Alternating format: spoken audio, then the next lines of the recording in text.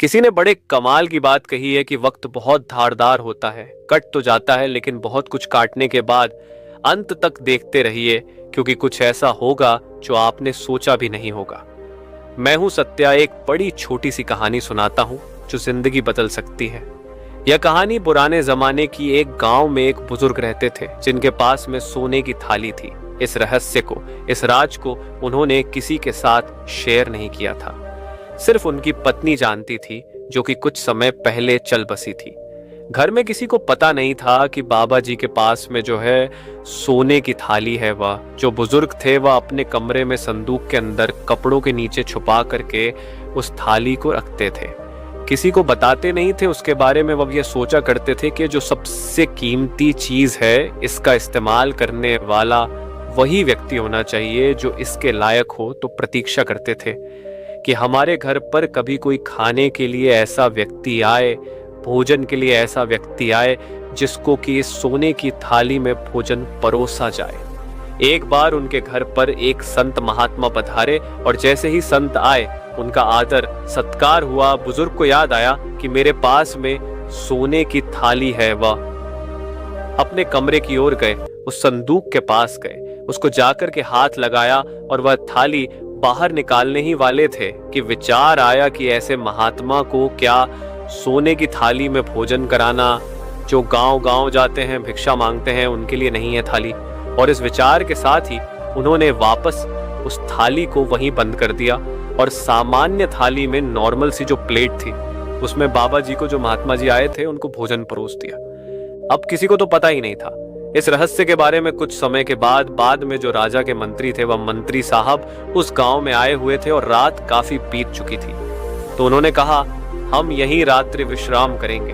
अब गांव में इन बुजुर्ग की बड़ी इज्जत थी, तो लोगों ने कहा, आप इनके घर पर विश्राम कीजिए। और उस दिन फिर से बुजुर्ग को लगा कि वह सोने की थाली में जिसको भोजन परोस था वो व्यक्ति आ चुका है, वह इस राज्य का मंत्री है। फिर से अपने कमरे में गए, संदूक के पास गए, थाली निकालने वाले थे। फिर ख्याल आया कि जब भोजन ही कराना है सोने की थाली में, तो मंत्री को क्यों कराऊं, राजा को कराऊंगा। जिस दिन राजा उसी दिन इस थाली को निकाल लूंगा। ये सोच करके उन्होंने थाली वहीं पर फिर से बंद कर दी। उस थाली को हाथ ही नहीं लगाया। वही सामान्य सी थाली में मंत्री को भी भोजन परोस दिया गया। मंत्री जी भी चले गए। एक दिन ऐसा आया, शायद उनकी प्रार्थना की शक्ति रही होगी, राजा भी उस गांव में पधारे, लेकिन उसके पीछे कारण कुछ और था।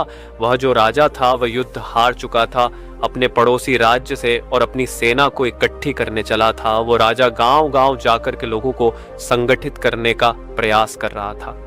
उस गांव में आकर के भी राजा ने भाषण लोगों को समझाया कि साथ रहना होगा, मुश्किल घड़ी है ये वो। उसके बाद रात्रि का समय हो चुका था, तो राजा ने कहा, रात्रि विश्राम इसी गांव में होगा।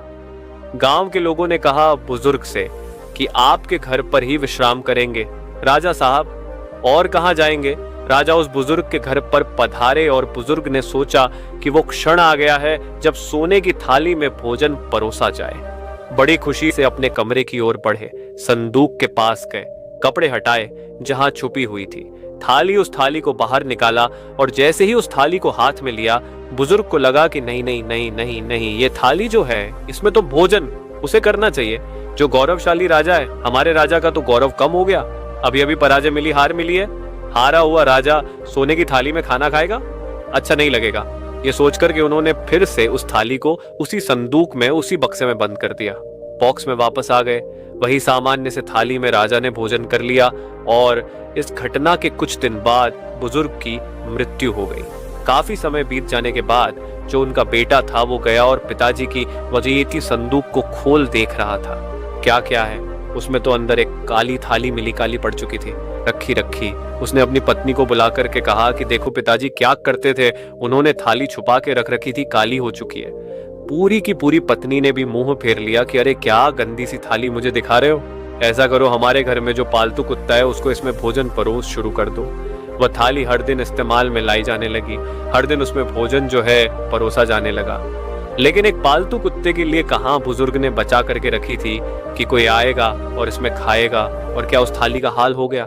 पहचान में ही नहीं आई कि ये सोने की है। ये छोटी सी कहानी उस सोने की थाली की नहीं है, आपकी और हमारी है। हम कई बार प्रयास करते ही नहीं है, अपने एफर्ट्स को बचा के रखते हैं कि कल से परसों से वो पल आ जाए, वो क्षण आ जाए, ऐसी अपॉर्चुनिटी आ जाए, ये कुछ हो जाए तब कुछ करूंगा।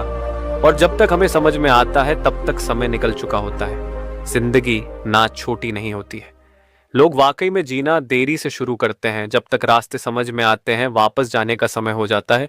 इसलिए अभी से अपनी जिंदगी सुधारने में, संवारने में समय लगाइए, प्रयास लगाइए। एक बार फिर से वही बात जो अक्सर कहता हूं, कर दिखाओ कुछ ऐसा कि दुनिया करना चाहे आपके जैसा। धन्यवाद।